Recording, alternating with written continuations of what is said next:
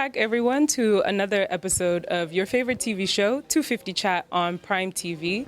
The crew is back together. We've got another great topic for you today. But first, please let me thank Four Blooms for all that they've done for us. They have amazing burgers, fries, and salads, so do be sure to check them out. For today's topic, we are going to be discussing something that people feel very differently about, which is the topic of wedding contributions. So I think I understood that sometimes people are getting thrown into WhatsApp groups or group chats, being solicited to take their hard-earned coins to contribute to someone else's wedding fund. How do you guys feel about that? Yeah, like, she's saying that way, looking at me like as if I recently added up like to a WhatsApp group and asked her for contribution. Because I'm gonna add you to one.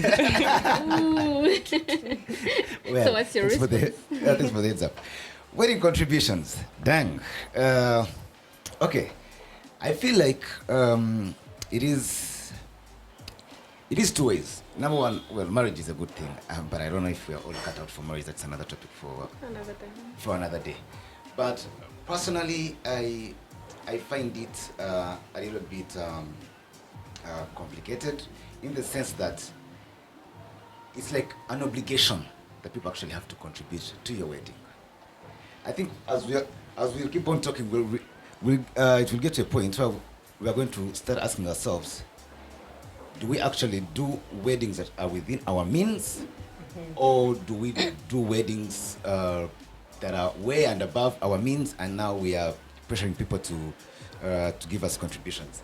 So, for people, for the sake of context, I think this is it is a conversation that has been going on. We've seen it on the socials. We've had it in families. You know, you wake up in the morning. There's a WhatsApp group. Someone is adding you to a group. You remove you quit the group. They put you back. I actually have a friend. Who was added to a group, and then so people asking him so how much are you giving? So what he decided to do, he left the group. They put him back. He left the group. They put him back. You know what he started doing? He started sending videos to the group. So they removed them. That's a strategy. Wow. Yes, but it is really a burden. And I think that as we are moving forward, as we are moving to be more financially independent, as we are trying to see how to live within our means, it's also important to actually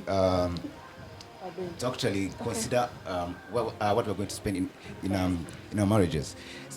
So I think it is more important to consider what's going to come out of the marriage than actually what you're actually going to spend at the wedding. So here's the thing. It's kind of our culture, right, to contribute to weddings, and the core idea behind, I think, is a good one. Sibyo, it's all about having gotten married yet, right?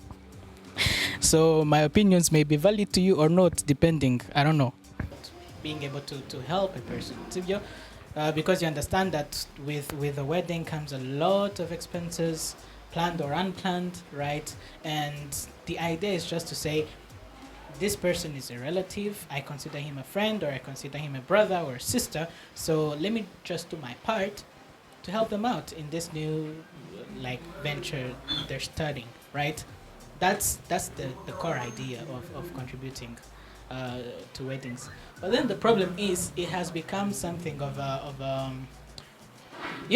people take it for granted, They will call you up and be like, hey, I have a wedding. They don't even call you up. They send you an invite. And this is a person that maybe you haven't even spoken to in 3 years or more, right? They send you. But I think, and I really do believe this, that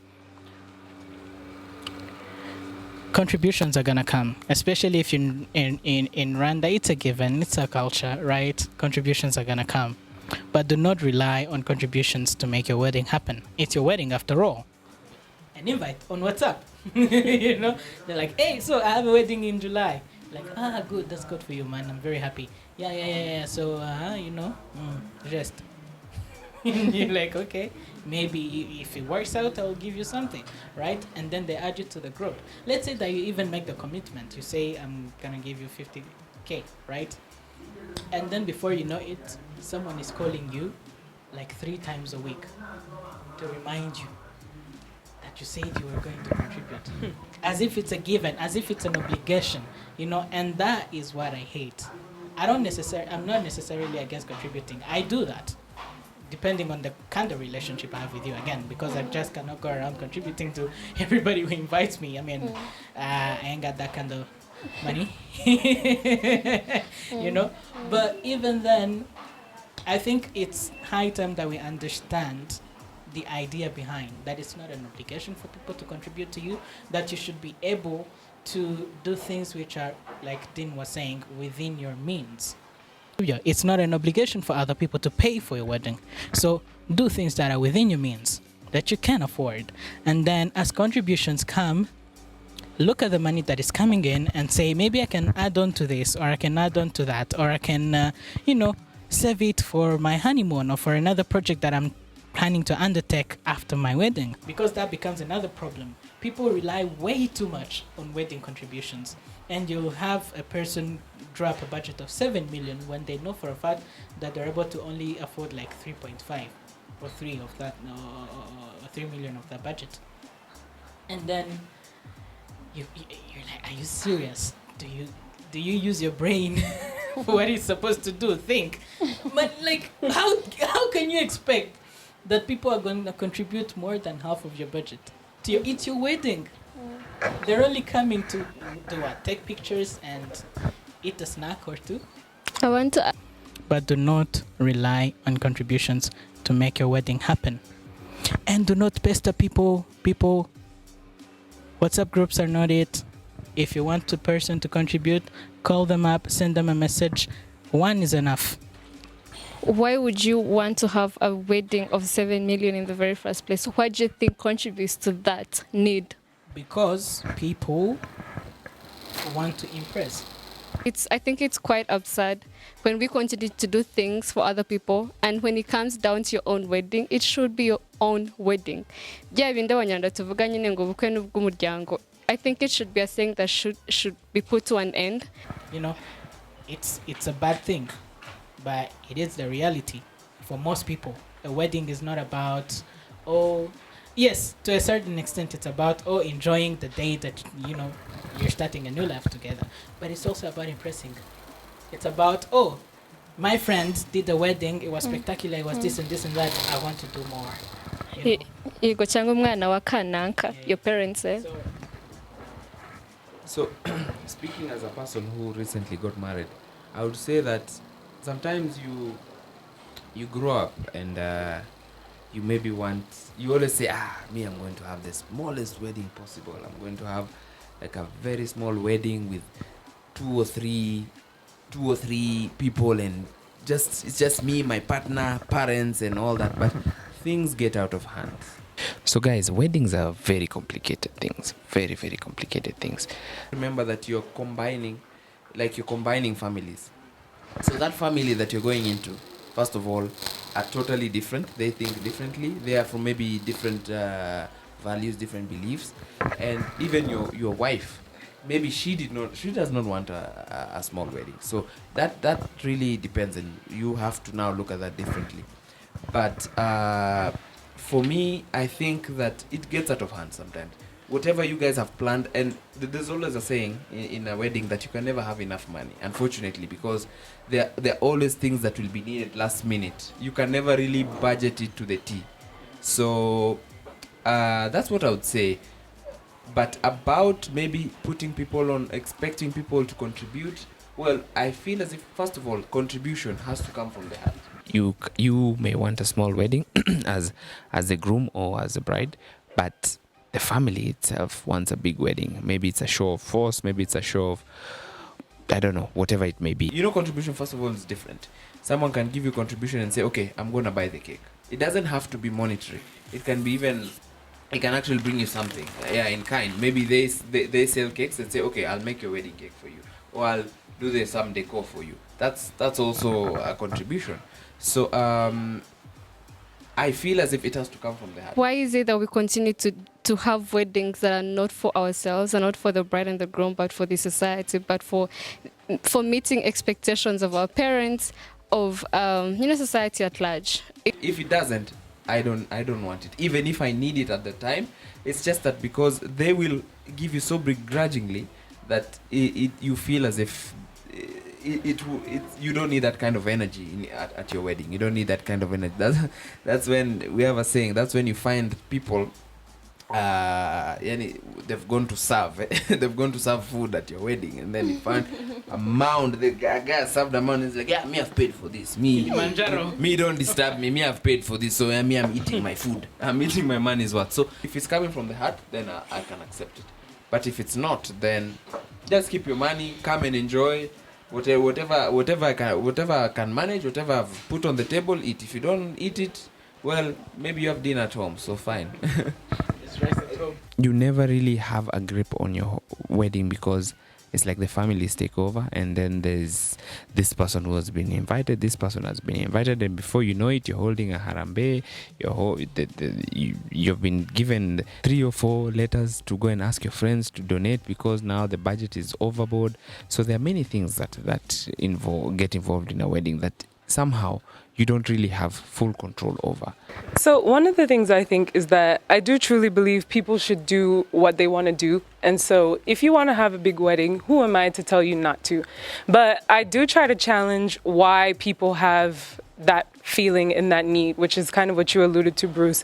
And for me, it doesn't make sense. In our generation, I think that people of our age group, we're going through things that our parents didn't go through, where people are more and more educated. So there's more and more competition in the job market. It's harder to have good paying jobs. It's harder to have money for everyday stuff, for your dreams if you want to start a business, let alone for a wedding. So it just blows my mind because I always ask the same question, which is you put all this money together to have a crazy wedding. Why would you need a wedding that doesn't fit your financial situation?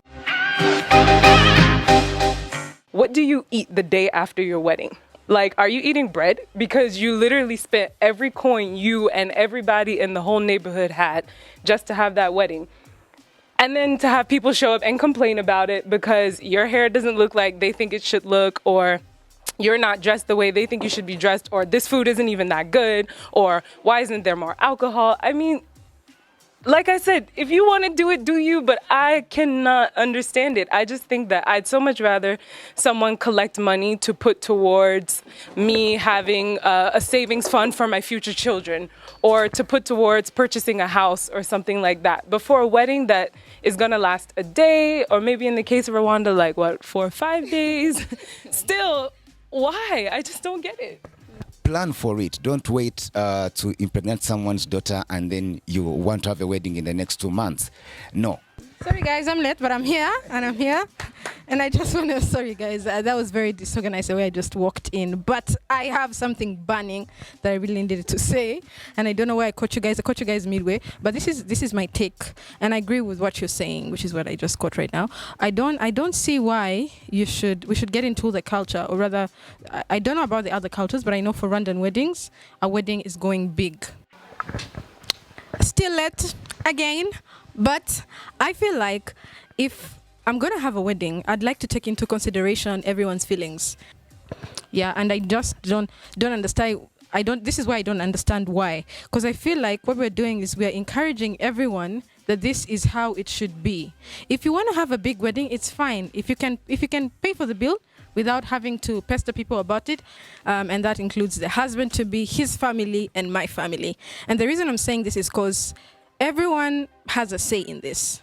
I don't know if you guys have gotten messages from people who are having weddings and telling you, "Oh, we need your contribution. We need your contribution." And it's almost like they're pestering you, like you have to pay. Even if you contribute, you feel like it's not really from the heart. You're just like, "Let me do this," and yeah, let them stop bothering me. But again, if me and the husband-to-be have this X amount of money, then that is what we have. If the other stakeholders, that means the key families, they feel like they also have a say, they want a big wedding or a specific way, then you're going to have to bring something to the table that's going to cater for your needs. But then why are we, if people are paying for other people's wedding, that's what you're doing is we're encouraging that whether you want to have a wedding in 1 month, in 1 week, people are still going to pay for it anyway. So plan it and it will be sorted.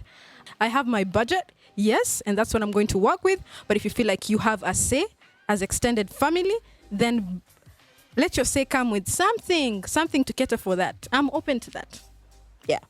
As opposed to if you really want to get married that badly, work your off, get that money, pay for your wedding, and then do it the way you want, whether it's big, whether it's small. But I feel like having people have big weddings and pressuring other people to pay for it, it's encouraging living beyond your own means even. Yeah. Bruce mentioned something. He said it is in our culture. Now, let us first go back a bit. Back probably in the 80s, 70s or anything. Yes, people used to contribute. But what did they used to contribute? Weddings pretty much used to happen within their home states. Sure. Then contributing one, they had local brew, which they would just make in the backyard. Someone just give you a bunch of matoke, another one give you dinner. There you have food, you have your alcohol, no fancy clothes or anything. Now things have changed. Now you want to have it in some arena, then you want all these expensive drinks, and then you want baby. Yeah. And then you want Marriott to come and deliver and bring lunch. That's going to go way beyond your budget. That's number one. Okay. So I have a friend who was preparing his wedding, and the girl had this vision that she wanted of the wedding. He tried to get to look for money here and there, and in the end, he actually sold his land to finance a wedding. Number two, another reason as why I probably see maybe people go out of their way to ask for these things, something called family. There is a way, because weddings, apparently it is not your wedding, it is for the family. And I'm like, hold up, wait. You're married. Why? I mean, you give your mom or your dad, give them like 10 invitations, and they actually want 30. And even after the 30, they're like, wait, I forgot there's this lady who helped you cross the road when you were young. There was this guy who used to look after our cows. And you're like, so the bigger the number, the better the budget. The wedding as well. Yeah. So I think we also need to get into, we need to get at a phase where we actually stand by our ground based on the budget. If I've budgeted for 50 people, those are the people that I want, because those are the people that I can afford to have at my wedding. But I'm not going to want to invite 200 people and my budget is 10 million and I only have 2 million, and then I expect the rest to come from Muga, Brice, Bonita. No. That is typically wrong, and that is actually what happens. Other than that is not looking at the first, rather at the fact that people do it to impress. Because you want to stand out, you want to show society, your parents, your friends. I mean, I can roll big, but then what next? I totally think weddings are super overrated, and we should change the narrative to redefine what weddings are for us and for who we really are. If you want to elope, why not? If you want to do a dinner with your family, why not? Just do what you gotta do, man. It doesn't have to be ABCD. It doesn't. What next? So this whole wedding thing needs to be narrowed down to what is it that I can afford and how do I pay for it? I think it is really important when two people are planning to get married to actually sit down and compare their visions vis-a-vis their finances. Because you don't want to start making people pay for your wedding because you can't, because of your own vision. You know, once I had a conversation with my mom, and she was telling me the reason why parents feel they should even invite the person who crossed the road when you were little, because that person mattered in your life at that point, you know. And even looking at it from a sense of, there was a situation where my mom was invited at a wedding which was only the gusaba, yeah, and then the actual wedding, the white wedding, there was a limited number of people, and she wasn't invited to it. Now that person was her friend's son, and the friend's son was so hurt about it, and my mom was like, no, it's fine. She's like, no, but you played a very significant role that these kids, they don't understand. So you see, the parents also have a valid reason, because this person played a key role that probably us, the kids, we will never even get to know about. So for them, it's so important that that person comes. But then again, it's just so complicated, because there's that culture where you have to invite everyone who played that key role. And there's also that child who is probably paying for that wedding, but they don't know that person. So Sherry brought up a good point that I think she said her mom mentioned about how that person that may not seem like someone you know very well did play a role in your life at that point. I guess what I think about that is, can you thank them in other ways? Can you show them that you do care about them and value them in other ways besides your wedding? That's just one day. You can visit that person. You can call them on their birthdays. You can do a lot of things about their life and make them special without having to necessarily include them on this day that is going to drive you into the ground because you've spent all of your money on every single person you ever met. Because you see, no, you said that person mattered at that point, right? But again, growing up, probably I don't even know you. So, how are you going to come to my wedding when I barely even know you? Yes, you're my mom's friend. Your memories are with mom. But if I give my mom 10 invitations, let her get from that, from those invitations, other than putting constraints on me, and then now I have to create a WhatsApp group to start asking friends for money. When we come up with ideas and we're like, hey, mom or dad, this is what I can afford, this is what is there, I'm not about to stress people, and so that they understand this is your wedding, you have a way you want it to be, the way you've thought about it, and they should be able to respect that because you don't even want to be constrained. So, and I think I mostly agree with a lot of people here, but I think for me, the issue sort of stems from what we've defined a wedding to be, and especially from the colonizer's eyes, right? Like this is what the white, like you said, it's a white wedding in itself already, right? And then the issue is, I think, not black, but probably even African. Right, or even traditional, right? But I think for me, I think for me, weddings, they're very overrated. I think for me, and I keep saying this, I think for me, the same way you plan for your graduation, probably with your family, is the same way you should plan for your wedding. You have a list, you probably want it, you probably don't want it. And that's okay, right? And I think we should be able to define what weddings should be for us, or for people who are actually getting married. Do you just want a dinner and get together and go to church and have a dinner and that's just about it? That's okay as well. But the thing is, we continue to include a lot of people, and then we continue to leave that same burden, just like she was saying, for the next people to come, even for your children, you probably this. Like, it keeps going on and going on, but then we still feel so burdened. Bointa said, plan for it like the way you plan for your graduation. So plan for it. If it takes you 2 years, fine. If it is 5 years, fine. But do not sit there and rely on people's contributions. My sister had a wedding, and then we had like a meeting, and then I had like some uncles saying, if I had a chance to do my wedding all over again, I wouldn't use so much money, I would keep it. And you're like, but why are you doing the same thing right here? Why are you expecting people to actually contribute? You're literally begging people, you on their backs, you're pestering them to pay, but you still go back and be like, I wouldn't do the same thing. Like, we keep lying to ourselves all over and over again. And I think for me, the issue is not just contributions, it's more about the wedding. Like, it's so much constructed of how it should be and how it shouldn't be, and it's totally wrong. We should be able to define, this is how I want my wedding to be simple. And even if it's big, then that's to your needs. Then you should be able to make sure that it gets to that point. You should be able to have that capacity. And then we continue to forget we live in different times with our parents. We really do. I believe our aunties, these uncles who are not actually our uncles, they did have a role in how we grew up or whatever it is. They might have even paid your tuition at some point. But the thing is, it's not everyone's wedding. You're still going to have people who you don't actually want to come to your wedding.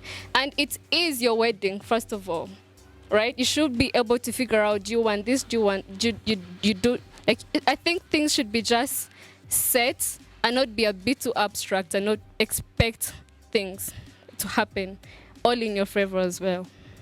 Yeah, you said something that also made me realize or remember another aspect of this whole thing that leads to, pestering to people for contributions and everything. And it's about, how can I say, let's call it status, right? Mm-hmm. So, and people's opinions, right? True. Because you say, oh, I want 50 people at my wedding. That's it. That's what I want. I have a list of close friends, of relatives that I want to be at my wedding. That I don't want anything big or, and you plan for it. You have your 50 people come, you have a really good time, and then you move on. But then what happens is everybody else starts talking now. Oh, that person, they're stingy with their money. They did not want people. They do not really care for any of the reasons that made you make that decision, And that puts a lot of people on the spot that they do not want their reputation to be stained like that, right? So they feel that they feel burdened with the obligation to have as many people as they can at the wedding, right? The friends, the neighbors, the co-workers, the church, members, the parents' friends, the friends' friends, and it becomes this whole thing that keeps adding to your budget, and then the only other way out is to start doing those WhatsApp groups and talking to people. So I think as we look at redefining what a wedding is for us, it's also important to realize that only people who are able to go past what other people's opinions about them are can make that kind of decision. So how do we go about changing that perception now in order to make it easier for people to kind of make those decisions, which will help them and which will help us, in turn, because we're not being called every 5 minutes being told to contribute to some wedding or other. Well, I think part of it goes back to something Muga alluded to when you said that you don't know what the girl's vision of her wedding was since she was a child and so on. But we don't just get those visions out of nowhere. It's not like we're born thinking like, oh, a wedding has to be that. It's what we're told, is what we see. You watch TV, there's a specific idea of what a wedding looks like. And so when you have those images all around you, then of course you grow up thinking that it has to be that way. So to me, it's about changing the narrative first and foremost, of letting people know that there are different possibilities. I saw someone on my Instagram, I can't remember who it was, who just got married, and she came and announced it after the fact on Instagram and said that she and her now husband did a small ceremony with just their immediate families, so like their parents and siblings and so on. And it was kind of like so now the rest of y'all know, you're up to date, and we're not doing anything more than that. And I felt like that was cool, because I think that as soon as you start to invite beyond that, that's when it gets tough. Because if you invite this classmate, why don't you invite that one? If you invite this aunt, how do you not invite that aunt? There are like people that come in groups. When you invite this one person, there's the 13 other people in that same package that have to automatically be added. But I think when you do something like that, we have a friend. When you're gathering, we always tell him it's a +1. I know. He's like, yeah, I know it's +1. And then he comes with 5 people, and we're like, hey, it was +1. That's the thing. Some people are like a plus package, and it's too much. So I thought that was really cool. Because, like I said, I'm not from a culture where there's the wedding contributions per se, but it is still a culture where people have these ideas that, like, this is the best day of your life, and it needs to be all of this. So that was still pretty different from the norm for them to do that. But I didn't take any offense to it, because I know I'm not an immediate family member. So I was literally fine with it. And I was just like, okay, congratulations. Like, best of luck in your new life. Yeah.